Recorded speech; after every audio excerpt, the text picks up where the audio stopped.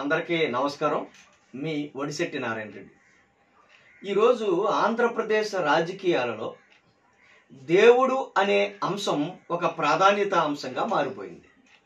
ఎందుకంటే మొన్న అంతర్వేదిలో శ్రీ లక్ష్మీ నరసింహస్వామి వారిని రాజకీయ వస్తువుగా, ఈరోజు మండపేటలో యేసుక్రీస్తుని ఒక రాజకీయ వస్తువుగా, రేపు తిరుమల తిరుపతిలో శ్రీ వెంకటేశ్వర స్వామిని ఒక రాజకీయ వస్తువుగా ఈ రాజకీయ పార్టీలు ఒక రాజకీయ వస్తువుగా మార్చేస్తూ ఉన్నాయి. దేవుళ్లను రాజకీయ వస్తువులుగా మార్చి భక్తుల విశ్వాసంతోనూ భక్తుల మనోభావాలతోనూ ఆడుకుంటున్నాయి ఈ రోజున ఈ రాజకీయ పార్టీలు. ప్రధానంగా ఆంధ్ర రాష్ట్రంలో పదవి పోయిన దగ్గర నుంచి ప్రతిపక్ష నాయకుడు నారా చంద్రబాబు నాయుడు గారు ఏమి చేయాలో అర్థం కాని పరిస్థితుల్లో ఒకరోజు కులం అంటాడు, దళితులపై దాడి జరిగింది అంటాడు. ఒకరోజు అంతర్వేదిలో రథం కాలిపోయింది, జగన్మోహన్ రెడ్డి గారు వచ్చిన తర్వాత మత విద్వేషాలు వచ్చాయి అంటూ ఉంటాడు. అసలు జగన్మోహన్ రెడ్డి గారు వచ్చిన తర్వాత ఈ ఆంధ్ర రాష్ట్రం సుభిక్షంగా ఉండి సంక్షేమ రాజ్యం వైపు అడుగులు వేస్తూ ఉన్నాయి.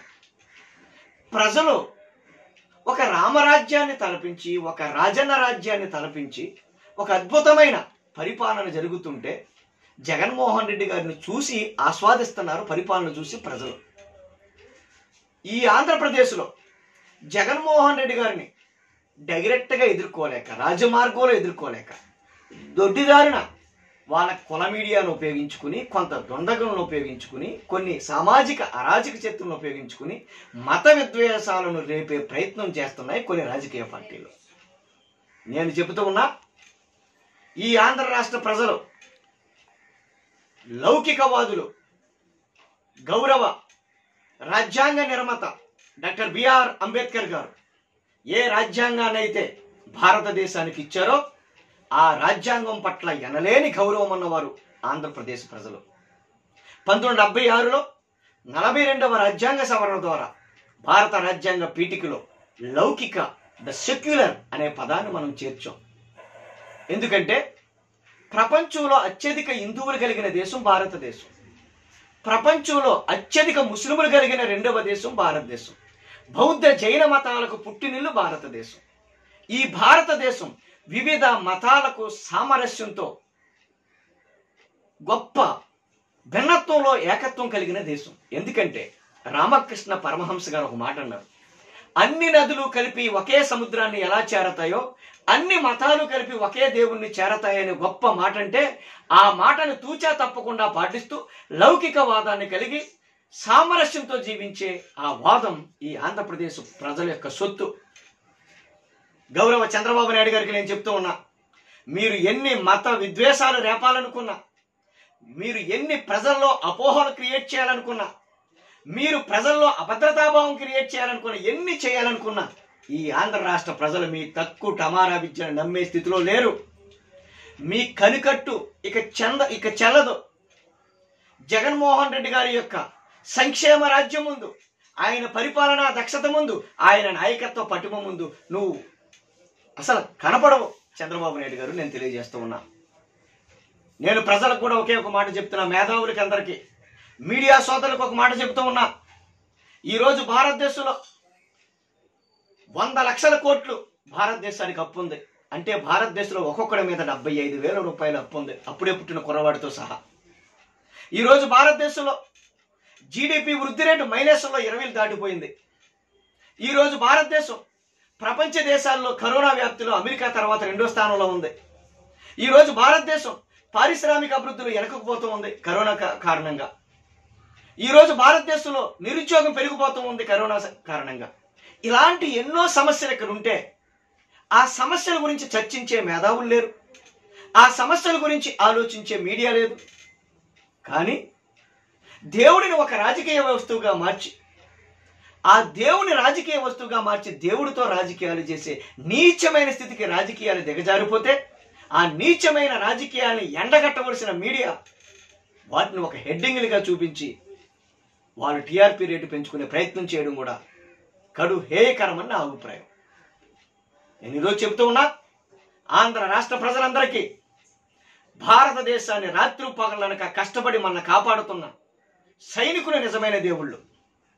నిన్ను 9 నవమాసాలు కడుపులో పెట్టి మోసి నిన్ను పెంచి చెత్తంత కొడుకుల్ని చెత్తంత కూతుర్ని తయారు చేసి ప్రయోజకులుగా మార్చిన మీ అమ్మా నాన్న దేవుళ్ళు. నీకు విద్యాబుద్ధులు నేర్పి నిన్ను ఈ సమాజంలో ఎలా బతకాలో నేర్పిన నీ గురువు నీకు నిజమైన దేవుడు. ఈ కరోనా సమయంలో తమ ప్రాణాలకు కూడా లెక్క చేయకుండా మీకోసం పనిచేసిన డాక్టర్లు, పోలీసు వారు నిజమైన దేవుళ్ళు. ఆ దేవుళ్ళని పూజించండి.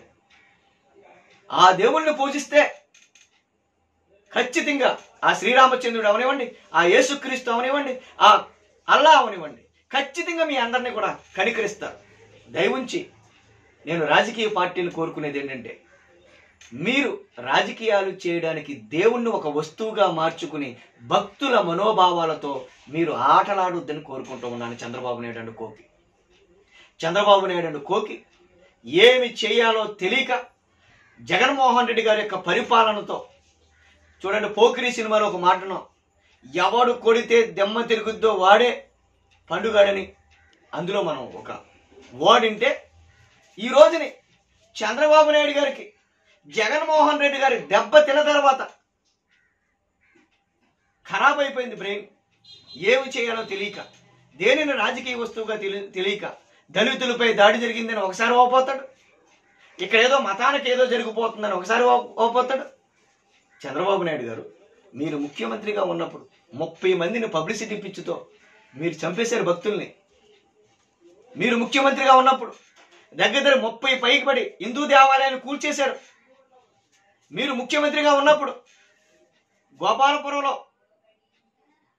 పెంటపాడు దగ్గర ఒక పెద్ద రథం కారిపోతే దాన్ని పట్టించుకునే నాదుడే లేదు. ఈరోజు మా జగన్మోహన్ రెడ్డి గారు ముఖ్యమంత్రి అయిన తర్వాత సర్వమత సామరస్యాన్ని నెలకొల్పుతూ హిందువుల పట్ల కానీ, ముస్లింల పట్ల కానీ, క్రైస్తవుల పట్ల కానీ వాళ్ళ మనోభావాలు ఎక్కడా దెబ్బతినకుండా, కులాలు చూడకుండా, మతాలు చూడకుండా, పార్టీలు చూడకుండా ప్రతి ఒక్కరికి సంక్షేమం అందుబాటులోకి తీసుకొచ్చి అభివృద్ధి సంక్షేమం రెండు కళ్ళ సిద్ధాంతంతో ముందుకి పోతున్న నవయువకుడు ముఖ్యమంత్రి జగన్మోహన్ రెడ్డి అని తెలియజేసుకుంటూ, జగన్మోహన్ రెడ్డి గారి తరపున, వైఎస్ఆర్ కాంగ్రెస్ పార్టీ తరపున, రాష్ట్ర ప్రజల తరపున చంద్రబాబు నాయుడు గారికి ఒక మాట చెప్తున్నా. ఇప్పటికైనా ఈ మత రాజకీయాలు, కుల రాజకీయాలు పక్కన పెట్టి ప్రజలకి మేలు చేయడానికి ఆలోచించు. మంచి సలహాలు వస్తే ఆ సలహాలను జగన్మోహన్ రెడ్డి గారికి తెలియజేస్తే ఈ రాష్ట్రాన్ని ఇంకా అభివృద్ధిలోకి తీసుకుపోవడానికి ప్రయత్నం చేస్తారు. ఎందుకంటే కొత్తగా ఏర్పడిన రాష్ట్రం, ఎన్నో ఇబ్బందులు ఉన్నాయి. ప్రత్యేక హోదా రావాలి, వెనుకబడిన రాష్ట్రాలకు, జిల్లాలకు ప్రత్యేక నిధులు తెచ్చుకోవాలి. ఆంధ్ర రాష్ట్రానికి జీవదాత్రి అయిన పోలవరం ప్రాజెక్టు నిర్మాణం కోసం ప్రయత్నం చేస్తూ ఉన్నారు.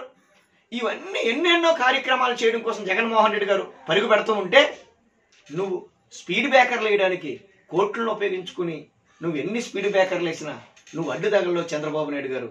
మీకు చంద్రబాబు నాయుడు ఆఖరిగా నేను ఒక మాట చెప్తూ ఉన్నా, నీ సీన్ అయిపోయింది. నీకేమైనా ఓపుకుంటే మంచి సలహాలు ఇచ్చి జగన్మోహన్ రెడ్డి గారిని ప్రోత్సహించమని తెలియజేసుకుంటూ మీ అందరి దగ్గర విరమించుకుంటాను. మీ ఒడిసెట్